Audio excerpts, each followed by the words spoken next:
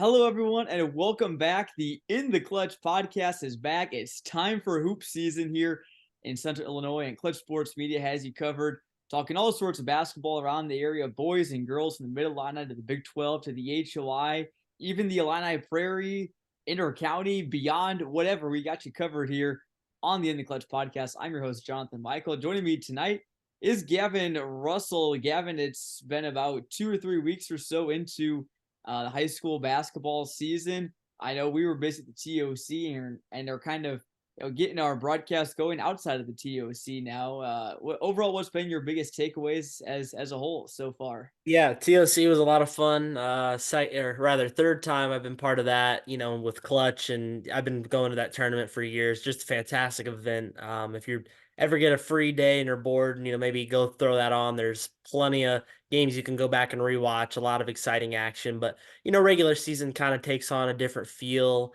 especially when you get into conference play and stuff. So what I've noticed so far is I think, every conference has a bit of a different dynamic. We're getting some conferences like the Big 12 that might be a little more top heavy, but have maybe, several teams that could compete for a conference crown.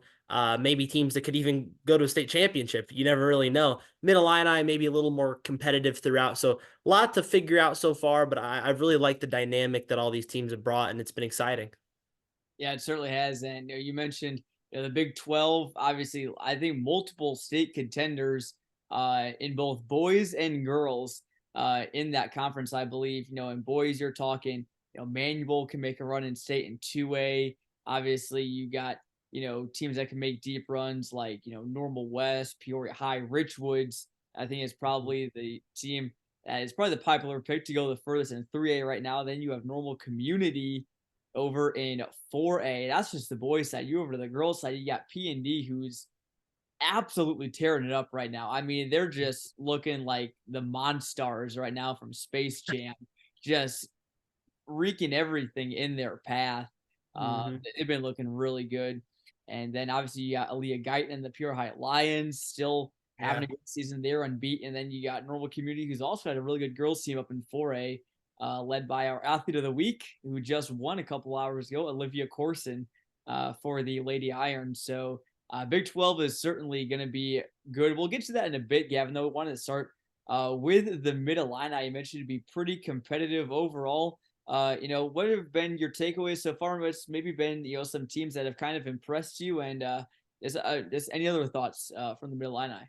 Yeah, the Mid-Atlantic Conference, I don't think there's been a team that's been lackluster so far. Every team in the conference has managed, I believe, to pick up at least two or three victories in the early going. So pretty respectable throughout. I know that by the time it's all said and done, we're going to have probably some lopsided, Metamora.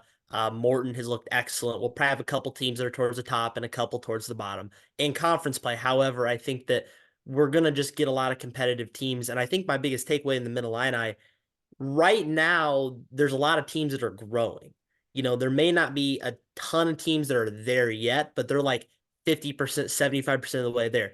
Lots of juniors, lots of sophomores, plenty of freshmen coming through this conference right now that are starting to make their mark early on. So I think the one thing you can take away is it's going to be exciting this year, don't get me wrong, but this is just a precursor to what we're going to see at an even better scale 2 or 3 years from now when the Mid Illini could be one of the best conferences in the state, the way things are trending.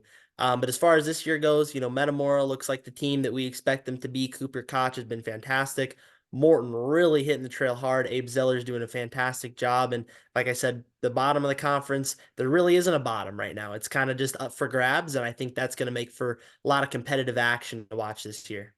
Certainly, Gavin. And you mentioned the freshmen, the young talent in the conference. That was one of my takeaways as well. Is that obviously there is a lot of senior talent. Obviously, Metamora's got some seniors. Washington's got some more experienced vets as well. I mean, every team has their seniors, but really, there are a lot of teams that also have a lot of good sophomores, juniors. You mentioned freshmen. On topic of freshmen, Gavin, I wanted to go to your alma mater, East Peoria. They're getting a big contributions from a freshman right now who also won our boys athlete of the week this past week, Quentin Kitt. He's helped the Raiders start 3-3. So overall, I mean, you look at it on paper, it's a 500 record, but East Peoria team that that lost Justin Page, lost Sol Chow and Jack Dubois, many other guys. Nas Jackson transferred back to Manual. So that's a team that lost a lot, and they're still hanging competitive. And I think that that's a team, a prototypical dark horse middle line team that you may really not want to face in January or February because it could be a trap game. No, yeah, they're definitely growing a lot. And you mentioned losing a lot. They lost 6 seniors and then 7 total losses with Nas Jackson transferring.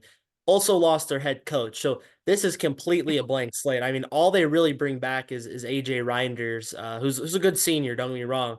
But that, I mean, he's, the only one back for the most part. You have a couple depth guys, but they didn't see the floor a lot a season ago. So with a lot new coming in, they're a little more unpredictable. You'd expect some of these growing pains, and we've seen it. But all three of their losses have been very close. I believe they lost their first 2 games by a combined 6 points. Dixon is a pretty respectable team up from near the Quad Cities area. Rockford Jefferson is a decent team as well. And they played Peoria High close at Peoria High. So they've definitely taken their fair share of tests. They've got a pretty big gauntlet coming up before the holiday tournaments. But Quentin Kidd has been fantastic, along with Cole Dubois. They've already played at a high level, the middle school level.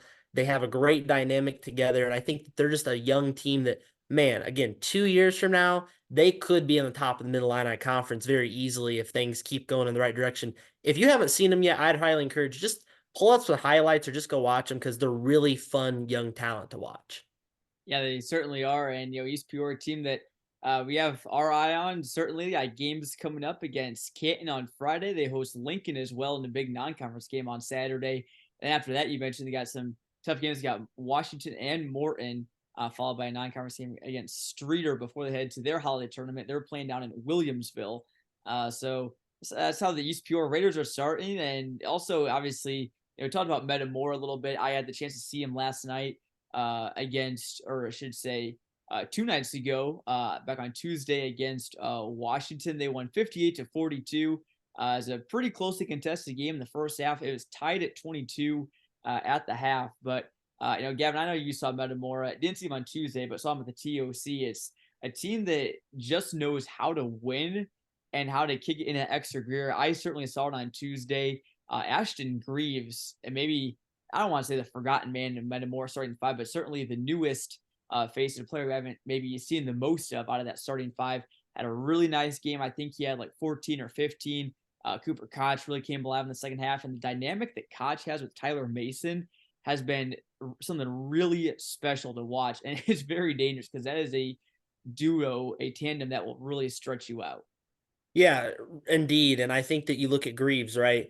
When Tyler Mason really kind of hit the trail hard, a season ago or 2 years ago, he wasn't the guy that everybody was talking about at first. Kaiser, Swanson, Tucker, for good reason, would get a lot of run through the media, what we would talk about. Then Tyler Mason came onto the scene and was just a spark plug to that team. So I think that Metamora is really good at developing these guys that they're not going to get noticed at first, but that doesn't matter. They're going to come in and they're going to play their best basketball and they're going to be big contributors to the team. Not to mention, you still have all those big name players. Koch really impressed me with the way he was stepping up in the big moments, at the TOC and how he could kind of carry the team on his shoulders, even when, his teammates were getting guarded very heavily. Sometimes the shots weren't going in. Koch could always seem to make the big bucket. So I think that they definitely have aspirations of getting back to the state championship, but big word for Washington. They don't have a lot of seniors either. They're still a very young team. Eric Schermerhorn told me they really like what their juniors and their sophomores and their freshmen bring. So a team that they're competing for a whole half. I mean, they were tied at halftime. Imagine when they can put 4 complete quarters together, and they can get the whole thing done. Washington, yet another team, 1 to 2 years from now, they're going to be very special. Yeah, certainly. But again, I'm gonna go off that. I'm gonna say that Washington, I think, could still make a pretty good Oh, run at, most definitely. Yeah. at the conference title this year. Obviously, you look at their record now; they're 1-4. But then again, you kind of have to handicap that a bit because they played against some of the best teams in the entire country at the TOC. They lost to Dale, Hoover, Victory Christian Academy, who Metamora also lost to. That Victory Christian Academy team was absolutely lights out in their game against Metamora. That's a lot of reigning state champions that they just played in succession. Yeah, no kidding. I believe I'm not mistaken. That's 3 out of their first 5 games are against state champions. So don't look at Washington being 1-4 and write them off by any means at all. They have a big game coming up against Pekin on Friday. That should be pretty interesting. We'll talk more about the Dragons here in a second. But, Washington, they're a team that got a lot bigger over the offseason. We mentioned in our season preview on Clutch Sports Media Overtime. Last year, kind of their big guy was Burton Vanderheit, and he has a pretty good size for a forward, but a little bit more of like a good size for a four, maybe a small five, but now that you got guys like CJ Duncan, he's been a really big breakout player. I had a nice game against Metamora, had 13, and another really good game in a win against St. Lawrence, who's also arguably a state contender in Class 3A that Washington beat. So Panthers, you cannot forget about them. Eric Shermerhorn's going to have those guys definitely ready to go when it matters most. So yeah, looking forward to seeing all the talent that Washington has as well. And kind of also looking at the middle, and Morton and Pekin, yeah, they've been pretty interesting. Morton's 6-1, Pekin's at 5-1 right now. Had a big win over Champaign Central last Saturday. Matthew Jurgens had 29 for them. I think really could be a player that not as many people are talking about in the Middle Illini, but they should be talking about. Oh, without a doubt. Jurgens is a really special player for the Dragons, and I will be shocked if he's not a first team all conference player. He's going to lead the Dragons. He's going to be their backbone the entire season, and they're going to be in those competitive games because I think, teams will, of course, in conference, you're always going to have teams, they're going to scout each other very heavily, and you're going to bring your A game every single conference matchup. So it's going to be closely contested, but as we've seen with Pekin, they've been able to irk out some of these close victories and in close counts. You don't have to win by a lot. Win by 1 point, and that's enough for you. So I think that they're doing a good job, kind of weathering the storms here early in the season, picking up the big early victories, and you want that early momentum. It doesn't always define your season, but if you get off to a good start, it can mean good things later. Dunlap, I think that they have a lot of parts that I think people just aren't as familiar with. I know Johnny Bargan is out there. He hit some threes when they played against Pekin. Gabe Munoz is a really influential senior. So they've got some good height. They have some good dynamic. Even go lower in the conference. I mean, Canton and Limestone, probably not the teams you look at, but John Gersnich at Canton now, going from East Peoria back to his alma mater and a place he worked at for several years. He's a really respectable coach. He does a fantastic job. Got a new program, but he's going to be able to bring that along. And Limestone, Willie Coleman, another great coach, coached at the state level before, with Manual, has a lot of young players, just a lot of youth among all these teams. The dynamic is fantastic. Yeah, it definitely is. And you talk about Dunlap, obviously, Gavin. I know it's easy to think of all the good players in the middle line. With Dunlap, you can't forget about they're also one of their football stars, Max Sutter as well. I know he was dealing with a sprained ankle, so hopefully he'll be able to get back for the Eagles. And boy, I got to saw him a time or two last year, and he was legit as a freshman. So again, he's just a sophomore. Dunlap's got some seniors, like you mentioned. Gabe Munoz is one of the best shooters in the conference. And so I think Dunlap, they're sitting at 3-2 right now. I think they're going to be definitely in the mix. They fell in a close one to Pekin, 62-60 last week. So I think you probably have Metamora. You probably got Morton maybe sitting around maybe number 2 at least. In terms of just power ranking these teams right now. But then it becomes just a big jumbled mess. You got Dunlap, East Peoria, Morton, Pekin. And again, like you mentioned, Limestone and Canton aren't looking too bad either. Canton's at 3-2 at the moment. Limestone's 1-4, but they have 2 losses by a combined 5 points, one of them being to East Peoria. So I think just the margins between those Yeah. teams are incredibly small, at least right now. I know it's very early in the season, and Yeah, you can't power rank these teams. You'll have to wait till probably mid to late January before you get a good sense of where this is going to fall at. Honestly, the 3, maybe through 6 spots could be up for grabs until the last 2 to 3 games of the season. So it's going to come down to the wire, which is I encourage everybody, whether you're a Mid Illini fan or a Big 12 fan or whatever, just watch Mid Illini basketball because it's just going to be an exciting race. I mean, it's going to be a sprint. yeah, it certainly will be. And we'll kind of move things over to the Big 12 now.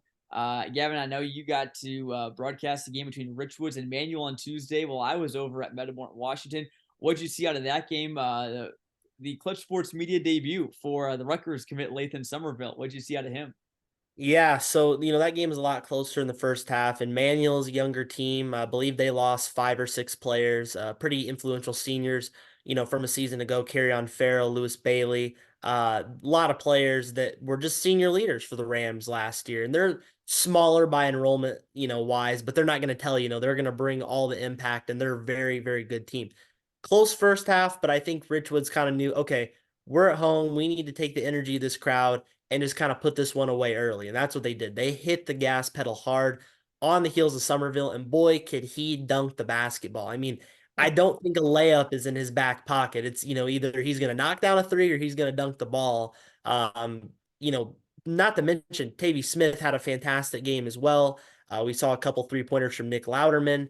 Jared Jackson had a couple buckets. So the thing that strikes me about Richwoods is they're not a one-man show. But if you want to say they do have a really good one man or two man with Smith and Somerville, they're pretty freaking good. Not to mention, you've also got 4, 5, 6 really good complementary players. So there is just a lot of guys that can hurt you on that Richwoods team. And Manual, again, they're a little bit younger. Some of their great guys are just coming along. They're sophomores, they're juniors, but they're showing why, hey, if they go and play in 2A, they, again, could be a state contender at that level. Yeah, definitely. And going back to Richwoods, obviously a team that we saw quite a bit last year, and every time we broadcast them, I was just in awe of how many good Hmm. guards they had. Obviously, they didn't really have that big presence down low. They had Sabri Quadam, who was a pretty good glue guy, nice guy down low, but no guy that had like just a real, a real ton of size. Lathan Somerville is an early Christmas present for that team because now he allows you Yeah. to stretch the floor. I mean, Richwoods, they lost one game. They lost to Harvey Thornton, one of the best teams in the state that boasts Illini commit Morez Johnson. But Just even in that game, John, like, I wasn't there, but I hear that, Somerville was in trouble most of the second half and fouled out before that game was well over. I mean, there was a couple minutes left in the game.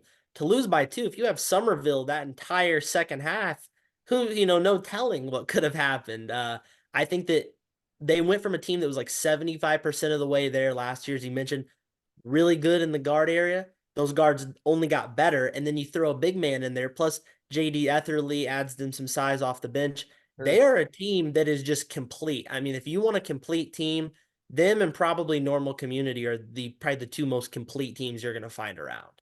Yeah, William Smith as a great group over at the Woods and Normal Community. They're kind of the big giant lurking over almost this entire show right now. We'd be extremely remiss if we didn't talk about the Ironman and all the hype that they bring. If any of you guys remember watching Glenbard West and their state championship winning team from 2 years ago, that was just completely dominant. This team is going to be sort of like that. At least we can't guarantee how many wins and losses they'll have, but the look of the roster is the same because they are so tall. They're starting five of Nico Newsom, Braylon Roman, Jaheim Weber, a couple other guys. No player is shorter than 6'4", and they have two Right. guys I believe that are over 6'9", and Kobe Walker and the right state commit Jaheim Weber. Yeah, they're just really tall, and you can throw a tall lineup out there, but they're tall with skill. So they can really get it done all over the floor. We've seen the modern game nowadays, guys that have the size, say like a Lathan Somerville or Jaheim Weber, they're not just interior players. They can get around and stretch the floor. They can handle the ball if they need to. That's what we see a lot out of this modern game, and to have five guys on the floor like that is something truly remarkable. Now, we're gonna have normal West fans saying, "Hey, we almost beat them." It was a 3-point game. I think when you get in some of these rivalry matchups, conference matchups, they're just going to be closer out of the nature of the game. But I think when Normal Community, takes these tests, gets better because of them, and then they get outside, going forward into the holiday tournaments, into the shootouts, and then into the playoffs, they're going to be a team that I don't think many teams can match up against. I mean, I don't see a lot of teams stopping the Ironman. The Ironman would almost kind of have to stop themselves. And so far, they've gotten off to a very fast 5-0 start. They definitely have, but I mean, just look at the schedule for Normal Community. I mean, it's just one that exudes confidence.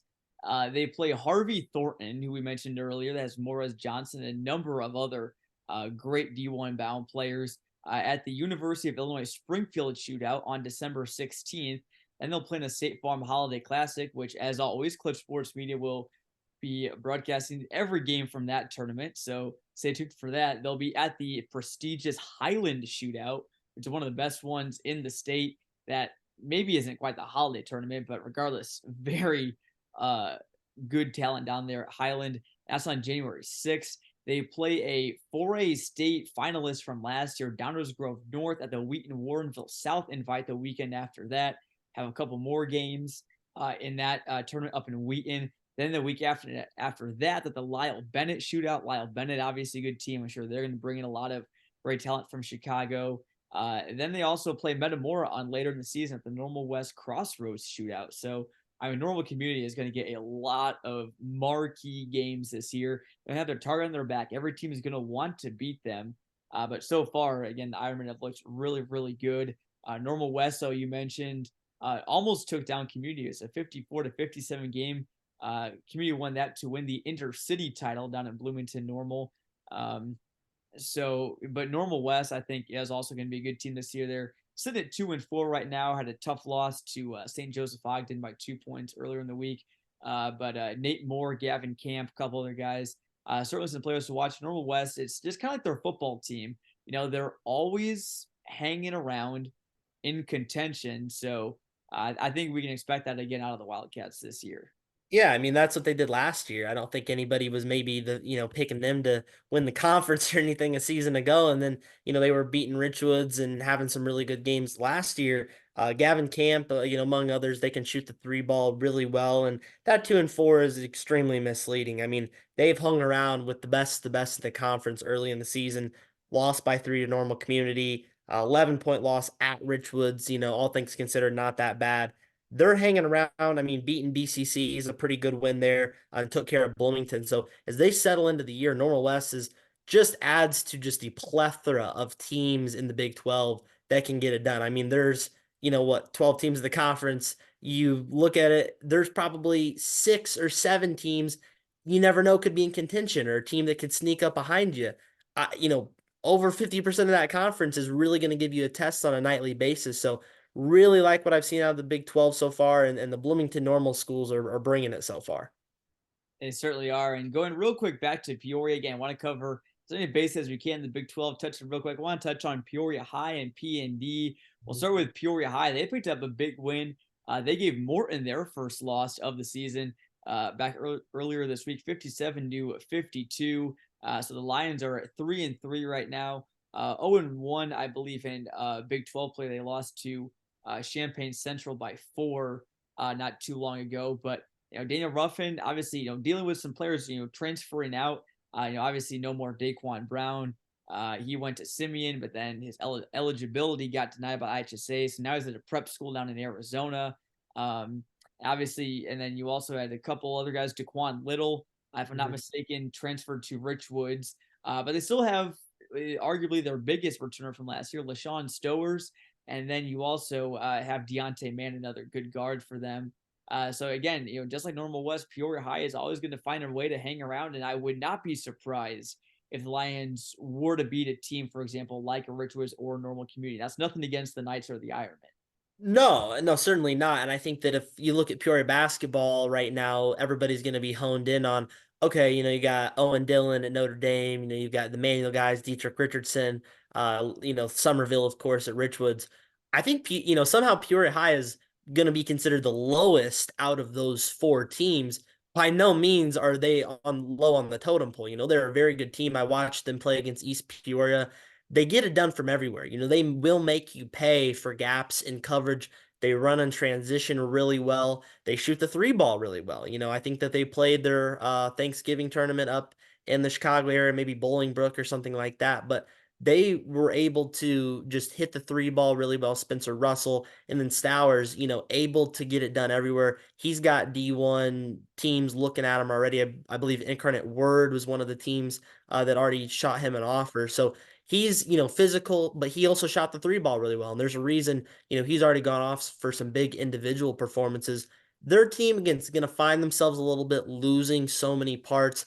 Mike's Taylor was a really big part a season ago. Yep. He's no longer there after graduation. So they're finding themselves out a little bit. But man, the 4 Peoria teams are just on a different level right now. I don't think we've seen it this good in years.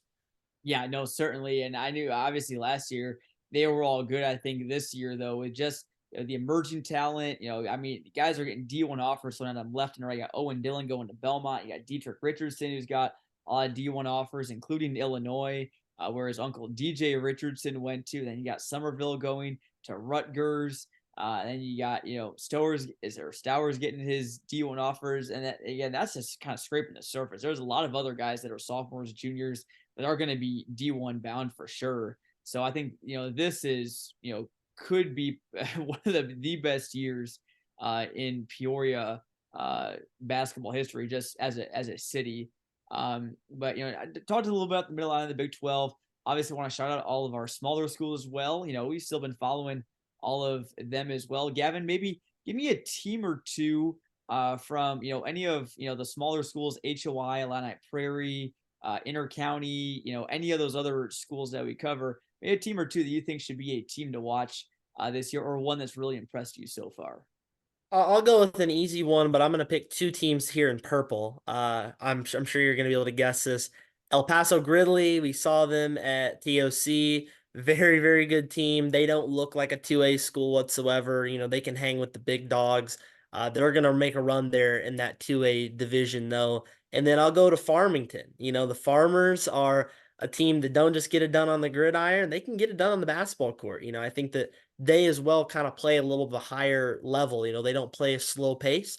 They get out and they run fast, and they've challenged themselves already, picking up a few wins here in the early season. So those are a couple small schools to watch. I know we have a lot of time to talk, but we'll get in more of those teams as they continue their quest this season. Both could be looking very good in their respective lower classes. You mentioned Farmington being able to play at a higher level. Well, I'll tell you a player on Farmington who plays at a higher level. That's Keontre Barnes. I mean, he takes that meaning literally. He one of the best dunkers around. Like, if there was you had to put a good dunk contest together of all the best players from Peoria, Keontre Barnes, as long as he's in it, I'm putting my money on him because he is just offers Farmington so much above the rim. Really you just don't see that too often. Especially in the Prairie Land Conference and the 1A and 2A levels. They picked up a really big win in overtime against Macomb earlier this week. So yeah, you mentioned Farmington off to a good start. I'm going to go with some other teams off the beaten path. Obviously, I'd be remiss if we didn't mention Illini Bluffs. Illini Bluffs is certainly a state contender in 1A. They lost 2 games back at the Bushnell Prairie City tournament over Thanksgiving. They lost by 4 to West Hancock and got stopped on their offensive side by Macomb. They lost 40-28, so they fell to 3-2. Have since responded with 3 wins, so now they're at 6-2. It's a team that again you have a big 6'9", 6'10" center Hank Alvey, who if you haven't had the chance to see him, if you're on the Peoria area, head on out to Glassford sometime. I know it may be off the beaten path, but it will be worth it because Hank Alvey is quite the talent. He will shoot the 3 ball. He'll dunk it down. Really just a complete player. And they also have some other guys as well. Like they have guys like Toby Cooper, Wyatt Hendel that can really shoot the ball for Illini Bluff. So that is a really, really deep team that Clay Vass has. And I think the Tigers will certainly be making a lot of noise later this season. Then I'm also going to go with my last team. I'm going to go a lot of different ways here. I'm going to go for the moment. I'm going to go with Tremont out of the Heart of Illinois Conference. I know a lot of schools like El Paso Gridley, they're drawing a lot of attention to HOI in for good reason. Hayworth is also supposed to be good. Eureka is always a fixture. Fieldcrest is undefeated right now, but Tremont is 6-1 right now. They've beaten a number of area teams already, including Farmington, and they beat a pretty decent Delavan team earlier this week. Their lone loss came to Nashville, who I believe a year or two ago went to the 2A state title, or either that or state semifinal. Either way, I know that Nashville's a very good team. But Tremont, though, 6-1, and so far they've proven that they can hang around.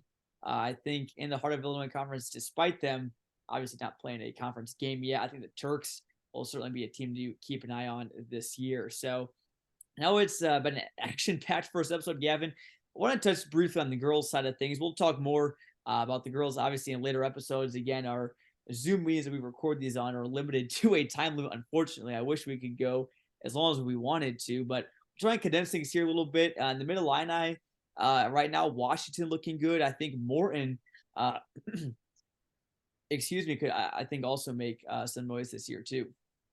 Yeah, there's a pretty competitive balance there in the middle line eye. And hey, how about East Peoria? I mean, look at them. They Okay. started got to a fast start. I know they've cooled off in the last couple games, but I mean they've already come out and shown that they're going to be the real deal. Washington is a very good team, but much like the boys' side, there's a lot of youth coming through a lot of these middle line eye girls teams.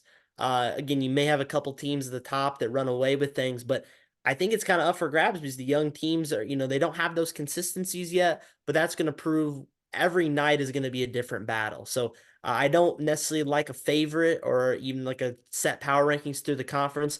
There's definitely just going to kind of be a good dynamic throughout the year that kind of just we'll see where these teams at, and then going into next year, 2 years from now, we're going to get really competitive conference play. I think so, and I think two teams that are really interesting, at least for me this year. First of all, I think is going to be Dunlap. Obviously, they lose Sophia Remmel. They lost a couple other good players from last year, but they bring back Julia Solberger. They bring back Carolina Holmes, who's also been very good. Justice Cruz and Keelis Morris have really been two breakout players for the Eagles so far this year. They're at 5-4 right now, so not everything is going to be quite as much of a cakewalk as it was last season for them. But I think it's a team that I think is learning how to play with, a little bit of a new unit. Obviously, they have a new head coach, Rebecca Fulkerson, as well. So the Eagles are still adjusting, but I think they're going to be a team to watch. And I think, one that could really be an X factor in the conference. Also, I'm going to say my dark horse, and I don't know if you could say this is a hot take at all, but I've, been thinking this in my head for quite some time. Don't be surprised if Canton wins the conference. Yeah, exactly. No, I was thinking the same thing. Canton is the real deal. I watched them last year when they played Eureka, a very good Eureka team a season ago, the regional championship, and Eureka was able to squeak that one out, I believe, in overtime. Um, Canton is legit. They bring back a lot. They're going to get overlooked because they're the smallest in the conference. Do not count the Little Giants out because they have a lot of talent this season. And I don't think we can even consider them a dark horse anymore. Let's put some respect on Canton's name. I would say they're among, the top three conference contenders, even though that's hard to put a name on right now because there's a lot of teams that may be in the mix. I'm going to say Canton's going to be among those top three teams. That'll be my hot take of sorts for the episode, John, but I totally agree with you. Certainly. And how about Allison Wheeler? She's been playing great for Canton, a couple 20-point outings. And you add in the fact that they bring Ella Demler, a returning starter who's pretty impactful back. They have Jenna Goforth, Ava Wenger, Michaela Correa. I mean, they just have so many girls from last year that come back. And it just makes Canton really, really dangerous. So I really hope that we get to see a little Giants game. Maybe we can have a long overdue trip to the Alice Ingersoll gym. The Alice, as we Very like. overdue. Very overdue. And yeah, certainly one of the best gyms in the year. I know it kind of rubbed some Canton fans the wrong way. There was an article out there in the well, let's say within the local sports media of Peoria that named the best gyms in the year, and there were some Canton fans that were a little upset that the Alice wasn't on there. Well, yeah, certainly I think if we came up with our best list of gyms around the Peoria area and around Illinois, I think the Alice I think would be on there. It's a great Yeah. place to take in the game. So, real quick, Gavin, again, not much time left, but Big 12 girls story is going to be the same as the boys. So much talent at the top of the conference with Peoria High, P&D, and Normal Community. Peoria High is looking really, really good, even after losing Denali Craig Edwards from last year. Aaliyah Guyton is back. They play fast. They play in-your-face defense, and they haven't lost so far this year. I think that the Lions are just going to be purely dominant. Yeah, we'll have to kick off the next episode picking up with Mid Atlantic and Big 12 girls basketball. But simply put, for the Big 12 girls side, Maya Wardle, Aaliyah Guyton, those are going to be probably the two names to watch through Peoria. Anybody on Normal Community. I think there's about three or four teams that are going to be competing for the top of the conference. The Lions have looked unstoppable. The Irish have looked unstoppable. That's going to be really fun to just see those juggernauts of teams go at it. Even in their non-conference battles, they have some really good non-conference clashes with the likes of teams in the Middle Illini like Washington and Morton. So keep an eye out for these teams. Middle Illini girls, no joke, at the top 4 or 5. Certainly, and as we're looking real quick at, I mean, P&D, in case you haven't seen or forgot, just the final scores from these games that they've played this year have been remarkable. 85 to 20, 77 to 20, 64 to 14, 82 to 25. Against Morton, it was a little bit closer, 69 to 61. They lost to a school from Missouri called Lift for Life Academy, 52 to 60. Then came back with a 77 to 32 win, 79-44, 69-27. I mean, no one has been able to hang with P&D right now. Obviously, they returned a lot from last year. They got Caitlin Cassidy, Maya Wardle, Julia Mingus. You bring back Lexi Bear, who transferred over from Richwoods. That was very impactful for the Irish. So they're just such a complete team. And Lane Langhoff has got those girls playing fantastic right now. Again, keep an eye though on Pure High Normal Community as well. But like we said, we'll kick off that next episode with talking more girls basketball. It's so much stuff to talk about here in the first ever basketball edition of the In the Clutch podcast. Here, glad you guys have all been able to tune in, and we'll have plenty of more episodes throughout the season. So for tonight, this is Gavin Russell. I'm Jonathan Michael, and we'll talk to you next week on the In the Clutch podcast right here on Clutch Sports Media.